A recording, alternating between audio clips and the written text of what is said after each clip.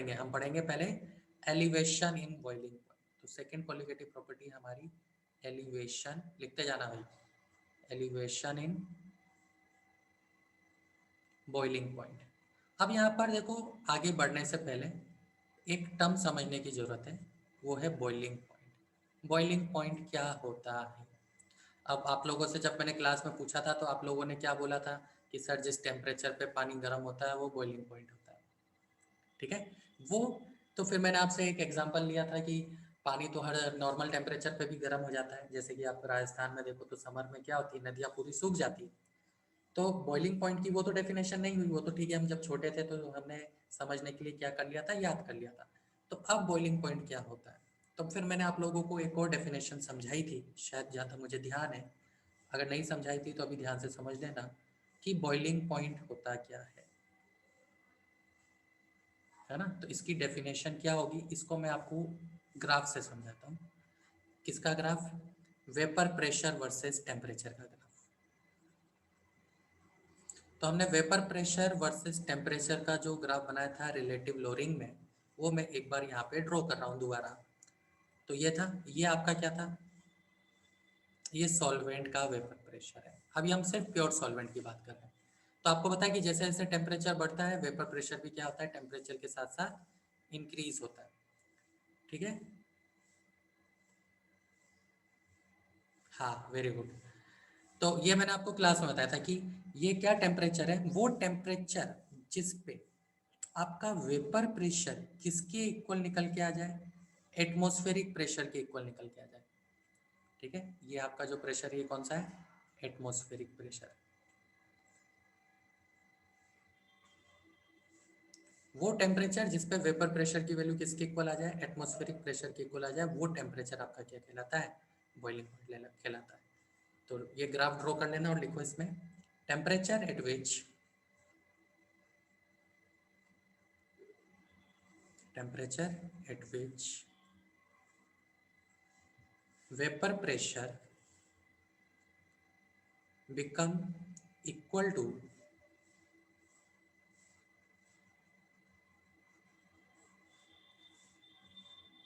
its atmospheric pressure।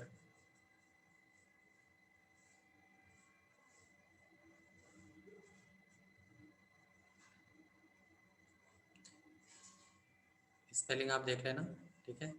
Atmospheric pressure, वो temperature आपका क्या कहलाता है, बॉइलिंग पॉइंट कहलाता है, ठीक है।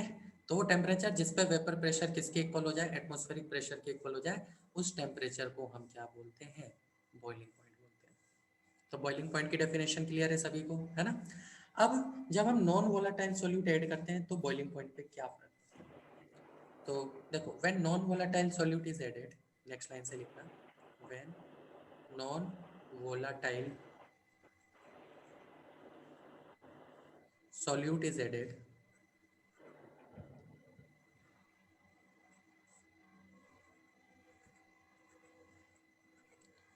वेपर प्रेशर क्या होता है, डिक्रीज होता है, ये अपन देख चुके हैं, it's vapour pressure decreases,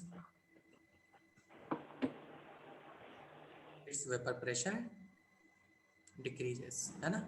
and boiling point increases, boiling point क्या होगा, इंक्रीज होगा। अब कैसे होगा बॉइलिंग पॉइंट इंक्रीज, वो मैं आपको ग्राफ से समझाता हूँ। तो देखो, आपके पास ग्राफ है किसका, vapour pressure versus solve temperature का। तो इस ग्राफ को ध्यान से देखना। जैसे ही आप क्या करोगे, नॉन वोलाटाइल सॉल्यूट ऐड करोगे तो आपको पता है कि जो सॉल्वेंट है वो सॉल्यूशन में कन्वर्ट हो जाएगा और सॉल्यूशन का जो वेपर प्रेशर है वो क्या हो जाएगा, सॉल्वेंट के कंपैरिजन में डिक्रीज हो जाएगा। तो ये जो येलो वाला ग्राफ दिख रहा है ये किसका वेपर प्रेशर का ग्राफ है, ये सॉल्यूशन के वेपर प्रेशर का ग्राफ है, ठीक है।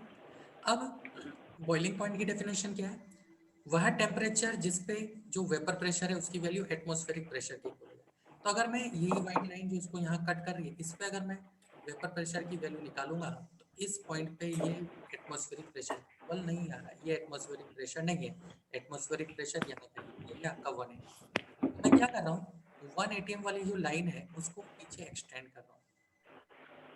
जब मैंने पीछे एक्सटेंड किया तो देखो यहाँ कहीं पर ये क्या कर रही है, इसको कट कर रही है और इसके रेस्पेक्ट में देखो ये टेम्परेचर आ रहा है। तो अब ये क्या होगा, ये आपका नया बॉइलिंग पॉइंट होगा, किसका, तो ये हो गया आपका बॉइलिंग पॉइंट ऑफ सॉल्यूशन। और अगर इसकी बात करें तो ये वाला जो है, ये इसको हम बोलते हैं टी नोड बी। ये क्या था, ये बॉइलिंग पॉइंट ऑफ सॉल्वेंट।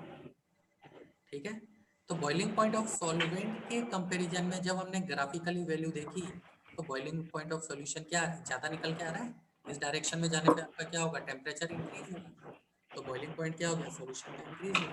यानी यहाँ से हम क्लियरली बोल सकते हैं कि जब आप नॉन वोलेटाइल सॉल्यूट ऐड करोगे वोलेटाइल सॉल्वेंट के अंदर, तो वेपर प्रेशर डिक्रीज हो रहा है, लेकिन बॉइलिंग पॉइंट क्या हो रहा है, इंक्रीज हो रहा है। ग्राफ क्लियर भाई सभी को? ठीक है आदित्य, है ना, ग्राफ से आपको देखो क्लियर हो गया। अब इस पॉइंट पे, ये जो पॉइंट है, इस पॉइंट पे आपका जो सॉल्वेंट का वेपर प्रेशर है एटमॉस्फेरिक प्रेशर के इक्वल आ रहा है, तो इस थ्रेशोल्ड पे जो टेम्परेचर आएगा वो सॉल्यूशन का क्या होगा, बॉइलिंग पॉइंट होगा, क्योंकि ये जो है वो सॉल्यूशन के वेपर प्रेशर का ग्राफ है। तो non volatile solvent, non volatile solute add करने पर बॉइलिंग पॉइंट इंक्रीज हो गया। अब कितना इंक्रीज हुआ, तो अगर मैं बात करूं change in boiling point, change in boiling point को ज्यादा अच्छे वर्ड में हम क्या बोलते हैं, elevation in boiling point. Elevation का मतलब इंक्रीज होना, तो कितने से इंक्रीज हुआ, तो अगर मैं आपसे पूछूं what is the value of elevation in boiling point, तो इसका आंसर आप क्या लिखोगे, एलिवेशन इन बॉइलिंग पॉइंट की पहले था टी नोड बी, अब हो गया टी बी, तो कितने से बढ़ गया, तो आप क्या बोलोगे, आप बोलोगे sir T B minus T naught B. यानी हम क्या करेंगे, सॉल्यूशन के बॉइलिंग पॉइंट में से सॉल्वेंट के बॉइलिंग पॉइंट को सब्ट्रैक्ट कर देंगे, तो ये हमारा एलिवेशन इन बॉइलिंग पॉइंट कहलाएगा। इसको हम किससे रिप्रेजेंट करते हैं, डेल्टा टी बी से रिप्रेजेंट करते हैं। तो ये आपका हो गया एलिवेशन इन बॉइलिंग, क्या है, T B minus naught B या डेल्टा टी बी। अब इसकी जब एक्सपेरिमेंटली वैल्यू निकाली, जो डेल्टा टी बी है, ये डेल्टा टी बी किसके डायरेक्टली प्रोपोर्शनल आ रहा था, तो एक्सपेरिमेंटली देखा गया तो ये जो डेल्टा टी बी है, ये एलिवेशन इन बॉइलिंग पॉइंट, ये मोलैलिटी के डायरेक्टली प्रोपोर्शनल है। स्मॉल m क्या है आपकी, मोलैलिटी। आप लोग नोट्स भी साथ के साथ लिखते जा रहे हो, है ना, मोलर। आपको पता है कि जब प्रोपोर्शनलिटी का साइन हटाते हैं तो एक कांस्टेंट आता है, तो यहाँ से delta T B equal to क्या आएगा, ए बी, ये आपका एक कांस्टेंट आ गया। यहाँ तक आप लोग क्या कर लो, पहले एक बार पूरा लिख लो, नोट्स बना लो, फिर अपन आगे बढ़ते हैं। कांस्टेंट क्या है, देखो पहले के बी को हम बोलते हैं, ये कांस्टेंट है, लेकिन क्या बोलेंगे हम इसको, तो K B equal to boiling point elevation constant, पूरा नाम लिखते हैं, बॉइलिंग पॉइंट एलिवेशन कांस्टेंट। ठीक है, या इसका जो दूसरा नाम है, दूसरा नाम भी लिखते हैं जिससे ये ज्यादा जाना जाता है, स्टीरियोस्कोपिक कांस्टेंट। मैं पहले स्पेल कर देता हूँ, T P L I O S C O I C, तो क्या बोलेंगे इसको, ईबीयू, इब्लियोस्कोपिक कांस्टेंट, ये इसका दूसरा नाम है ना। अगर कभी आपको ये वर्ड दे दिया जाए तो इसका मतलब ये क्या दे रखा है, के बी दे रखा है। या इसके अलावा हम इसको और क्या बोल सकते हैं, मोलल एलिवेशन कांस्टेंट, ये आपका यहाँ पर के बी कहलाता है। ये के बी के कुछ डिफरेंट नाम है, नोट कर लेना।